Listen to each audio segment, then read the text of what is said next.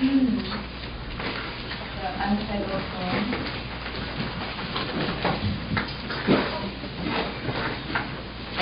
The edge of the pony sleeps, rolling in wind, a seesaw we built from the ponies. We trace the container, the mouth holds canines and enamel chips, opening in the bed mall. Ponies ran. Against the download, against it, chewing just sweet things. Anxious ponies pick up rocks and turn them over and over in their pockets. The law for ponies was no extra pony. Ponies who can brush themselves and go to work should. And what about the ponies who now love the taste of Fritos and chasing pigeons down long corridors? This is a feather cut into some small parts. We look closer into the fluff structure, the fluff regime, the precarious pony with built-in waist, discards pony. Pony legs were worn down to soft brush. They paw with the fibers. They try to put power into the nubs. They sit by the feeder, turning into acrylic lump. Anxious ponies pick up rocks. This is a poem by a Korean poet that I like very much. His name is Behm-Steinberg, and this is called October.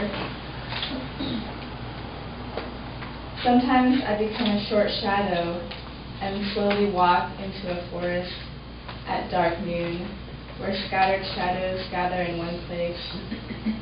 In my empty hand, autumn, easily quieted, just grabs the round, hard air, and for a moment feels it. The trees always think it's the last time and drop their small leaves, but my hopes are no longer of that sort. When it grows too dark, all memories suddenly turn furious. Chased by dark, inevitable powers behind me, I lower the wick of my silence a little, and in sunbeams garbed black as a number of leaves in the air, I think in detail of my darkness, and from somewhere straggling smoke wisps and make a vague hillock because of the evenings of my youth, which revive without exception. Once my life was just despair. Now even the despair's contents are lost to me. I don't know even one part of my life. The leaves, already knowing the taste of the earth, fall dizzyingly near my shoddy ankles of danger.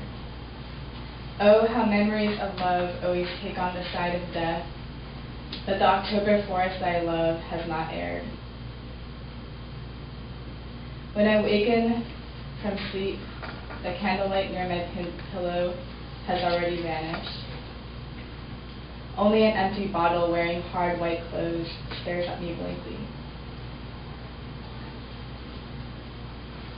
This is a poem of mine called Tenderness Q. Often a face opens, retching stones. Strange iron fingers hold her hair up and away. We're just hanging out in the lull. Someone says how bad it is. You try to figure out what they mean by that. Right before. All tired immigrations. Snow, lava, letters, roll down with me to the sea.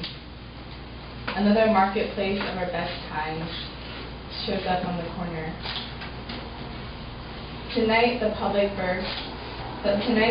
desert bursts with fireworks shaped by empire.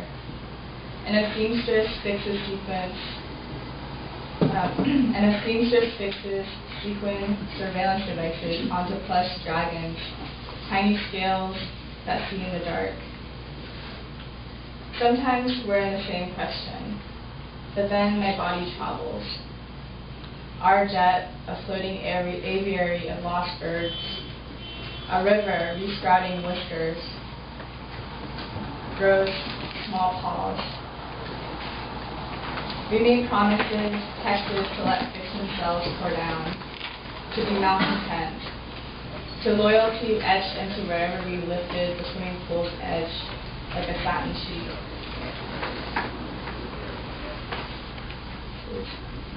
poem or prose piece. Remember yelling my name from your apartment balcony into the street, and I yelled back up from the street soaked in the sudden Pittsburgh rain. Your lover was afraid of the ghost overflowing from the toilet, showing up on the peeling wallpaper. We dragged many beds into the kitchens that summer, stuck in borrowed apartments. You showed me pictures of the Clarice Lispector quote you wrote on your belly. I'll tell you a secret. My dress is beautiful and I don't want to die. You've been repeating it for a week after seeing that queer Swedish film your friend directed. I told you about the paintings of clouds in a room in the National Gallery in London and how they glow and seem to expand with a changing natural light overhead. And you looked me in the eye like always and said, you didn't know that, with delighted credulity. Recent visitors remind us of the city we live in, relegating us back again to the position of perpetual visitor. The light is precious when it arrives so rarely. We said the city is built this way, to funnel the wind towards our legs and the sun down those alleys and not these. You said you wanted to feel present, or to glide for a moment in the drugs. After you took up the stitches from your chest by watching Americans with no health insurance do it on YouTube, you showed me the stitches remaining and the spots where they were gone. The present, you said, touching the holes.